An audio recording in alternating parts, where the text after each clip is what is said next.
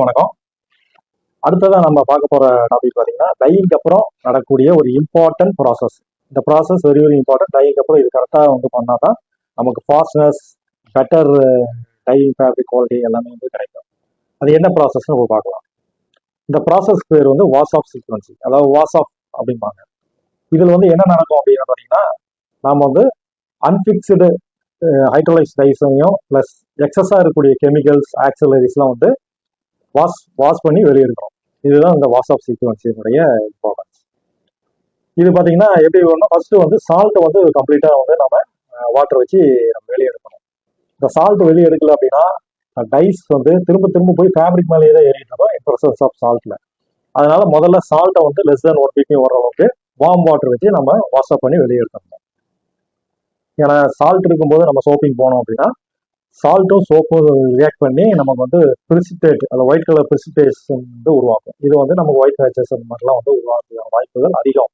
அப்படிங்கிறதுனால first சால்ட்டை remove பண்ணிடணும். Remove பண்றதுக்கு அப்புறம் நம்ம நியூட்ரலைஸ் பண்ணிடுறோம். ஏன்னா ஆல்கலி பிஹெச்ல தான் டைப் பண்றோம். அதனால நாம நியூட்ரல் பண்ணி normal slightly acetic or neutral pH கொண்டு போகிறோம். அதுக்கப்புறம் பார்த்தீங்கன்னா சோப்பிங் ஏஜென்ட் வச்சு 95 or 98ல 5 or 10 minutes நம்ம சோப் பண்றோம். இது கலரை பொறுத்து ஒரு சோப்பிங்கா 2 சோப்பிங்கா, டெப்த் அதிகமாக 2 சோப்பிங், சம் கேசஸ்ல 3 சோப்பிங் கூட தேவைப்படும். இப்போ இந்த சோப்பிங்ல என்னென்ன மாதிரி யூஸ் பண்றோம்னா, ஃபர்ஸ்ட் பாராமீட்டர் டெம்பரேச்சர். ரெண்டாவதா சோப்பிங் ஏஜென்ட், நான் அயானிக் ஆர் ஆனயானிக் சோப்பிங் ஏஜென்ட் யூஸ் பண்ணுவோம். இந்த டெம்பரேச்சருடைய ரோல் என்ன அப்படின்னு பாத்தீங்கன்னா, இந்த டெம்பரேச்சர் என்ன ஆகும்னு பாத்தீங்கன்னா, டைஸை நல்லா நம்ம கொடுக்கக்கூடிய வாட்டர்ல ஈஸியாக கரைய வைக்கும். டெம்பரேச்சர் அதிகமாக டையினுடைய டிசொல்யூஷன் ப்ராப்பர்ட்டி அதிகமாகனால ஈஸியாக அந்த ஹைட்ரோலைஸ் டைஸை வெளியே எடுக்கும். அதுக்கு இந்த டெம்பரேச்சர் ஹெல்ப் பண்ணுது. ரெண்டாவதா பார்த்தீங்கன்னா, பிசிக்கல் பாண்டிங் ஏதாவது ஃபைபர் கூட ஃபார்ம் பண்ணி அப்படியே டைஸ் வெளியே வராமல் ஒட்டிக்கிட்டு இருந்தது அப்படின்னா அந்த பாண்டிங்கை பிரேக் பண்ணி ரிலீஸ் பண்ணி கொடுக்கும். மூணாவதா பார்த்தீங்கன்னா, இது மாலிகுலர் மைக்ரேஷன் அதாவது அஜிடேஷன் உருவாக்கும். மாலிகுலர் அஜிடேஷனை உருவாக்குறதுனால ஈஸியா ஃபைபருக்கு உள்ள இருக்கக்கூடிய டைஸோட வெளியே வாட்டர்ல வெளியே நமக்கு அதை நம்ம ஈஸியா வெளியேற்றதுக்கு ஒரு சான்ஸா அமையும். அப்ப டெம்பரேச்சர் இந்த ஒரு காரணங்களுக்காக நம்ம ஹை டெம்பரேச்சர் வாஷ் ஆஃப்ல யூஸ் பண்றோம்.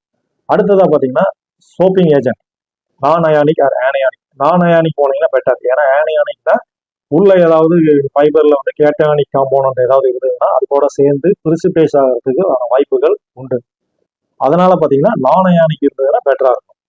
இந்த சோப்பிங் ஏஜென்ட் என்னென்ன வேலை பண்ணும் அப்படின்னு பாத்தீங்கன்னா, இது டைஸை ஃபர்ஸ்ட் ஃபேப்ரிக்ல ஃபைபர்ல வெளியே எடுக்கும். ரெண்டாவதா பாத்தீங்கன்னா இந்த டைஸ் ஒன்று கூட அக்ரிகேஷன் ஆகி ஒரு பெரிய மாலிகுலா ஃபார்ம் ஆகாத மாதிரி பிரிச்சு வைக்கும்.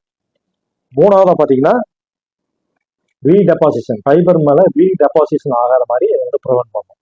இந்த 3 காரணங்களால இந்த நம்ம சோப்பிங் ஏஜென்ட் நம்ம யூஸ் பண்றோம். இந்த ஹை டெம்பரேச்சர் அந்த சோப்பிங் ஏஜென்ட் ப்ராப்பரா இருந்தது அப்படின்னா நம்ம வாஷ் ஆஃப் சீக்வன்சி எஃபெக்டிவாகவும் நல்ல ரிசல்ட் கொடுக்கக்கூடியதாகவும் fastness, rubbing fastness, wash fastness, colour bleeding எல்லாத்தையுமே நல்ல இம்ப்ரூவ் பண்ணி நல்ல குவாலிட்டியா நம்ம ஃபேப்ரிக் டைப் பண்ணி கொடுக்கறதுக்கு இது ஹெல்ப் பண்ணும். நன்றி, வணக்கம்.